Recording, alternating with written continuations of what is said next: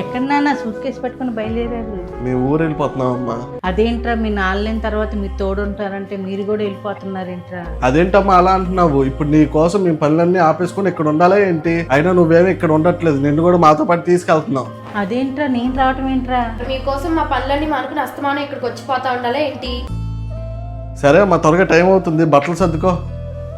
నేను రానయ్యా, మీరే వెళ్ళండి. ఏంటమ్మా పిచ్చేమైనా పట్టిందే ఏంటి అలా మాట్లాడుతున్నావు? మీ నాన్న గుర్తుగా ఈ ఇల్లు ఆ పొలం తప్పనే చేయలేదు, దీన్ని వదిలి నేను రానయ్యా. నువ్వు అలా ఆలోచిస్తావు నాకు తెలుసమ్మా, అందుకనే ఒక బ్రోకర్ని మాట్లాడా, ఈ ఇల్లు ఆ పొలాన్ని అమ్మేసి మనకి డబ్బులు ఇస్తాడు. ఎవరిని అడిగిరా ఇదంతా చేస్తున్నావు? మిమ్మల్ని కొత్తగా అడిగేదేముంది? అక్కడ సొంత ఇల్లున్నాయి, అన్నీ ఉన్నాయి మాకు, ఇదెవరు చూసుకుంటారు? అందుకే ఆయన నమ్మేమన్నాను. ఏరా నీ రెక్కలు వచ్చాయని చెప్పి మనకు అన్నం పెట్టిన పొలాన్ని మన నీడనిచ్చిన ఇల్లుని మర్చిపోయారా? నువ్వు ఇంత ప్రయోజకుడు అయ్యా అంటే మీ నాన్న కష్టం ఆ పొలం వల్లేరా, నీకు ఇప్పుడు అది అవసరం లేకుండా పోయింది. అయినా ఇప్పుడు మేము ఆ పొలం మీదేం బతకట్లేదు, మా సొంత కష్టం మీద బతుకుతున్నాము.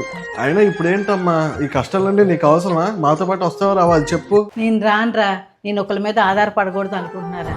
కష్టమో నష్టమో నా భర్త ఏమి నేర్పిస్తే నేను అదే చేద్దాం అనుకుంటున్నాను. మీరైతే వెళ్ళండి.